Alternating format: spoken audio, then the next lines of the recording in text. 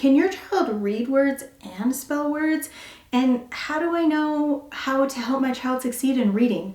These are all things that we're going to talk about today. Last year, I saw astonishing growth in my students' abilities to read whole words, to recognize our phonetic patterns, to spell with them, and it was insane. I've never seen this much growth ever in my students. Now, one of the things I implemented was word mapping. I added word mapping to my phonics instruction, and I am so glad that I did. At the beginning of the year, only 42% of my students could read whole words. By the middle of the year, 84% were reading whole words. That's an increase of 42% in 4 months. I have never seen this much growth in my students, and most of my students were meeting and exceeding the grade level goal, which is amazing. Now, I know what you're thinking, that's impossible. There's no way that a child can make that much growth in their reading in such a short period of time. I used to think that as well.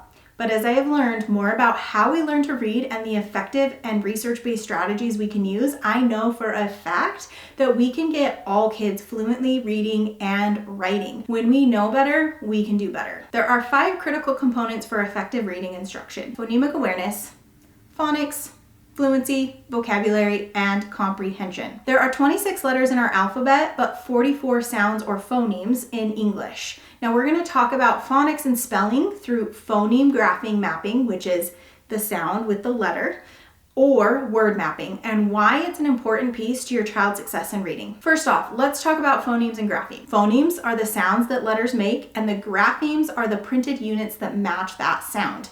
The primary goal of using word mapping is to help K through 6 students connect the sounds of spoken language to written language.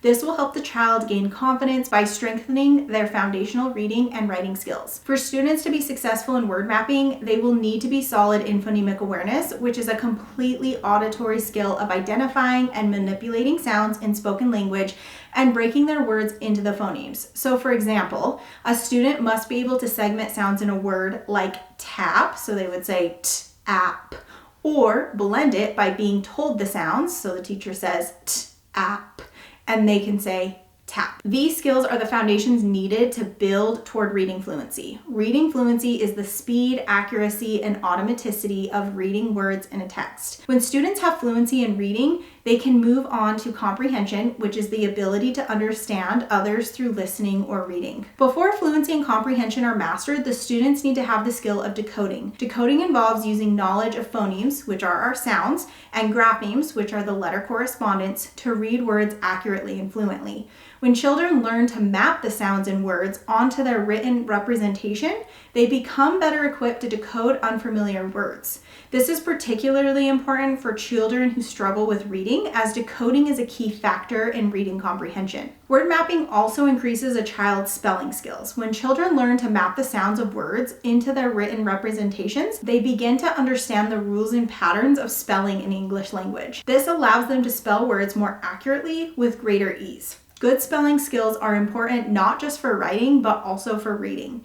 This helps children recognize words more quickly and easily. A study conducted by the University of Oregon found that students who received word mapping instruction scored significantly higher on tests of phoneme awareness, which is sound awareness, letter sound knowledge, and word reading than students who did not receive this instruction.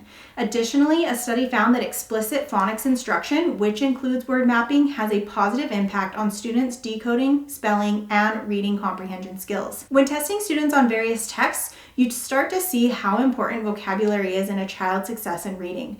Through word mapping, the students can also begin to grow their vocabulary, which will in turn help them in reading and understanding various texts. I have a word mapping resource, which I will link below, which is a fun and effective way to start implementing word mapping. I have the picture cards to build vocabulary and meaning, boxes for use in phonemic awareness, spelling skills to map the letters or the graphemes in a word and reading of the word once they are done spelling. I have firsthand experience that including word mapping and instruction can have a huge impact on children's success in reading. The past 2 years, I've had the privilege of becoming letter certified, which gave me more of an understanding of the science of reading. This year, I have seen tremendous growth in my first graders' ability to decode and accurately read whole words. In the state of Utah, we are required to give a test called the Acadian-Stibbles Reading Test. A skill this test looks at is the student's ability to accurately and fluently read the nonsense words with a CVC, so consonant vowel consonant pattern. As I had said before, the amount of growth I saw was astonishing. The fact that I got a 42% increase by the middle of the year in their whole word reading is insane.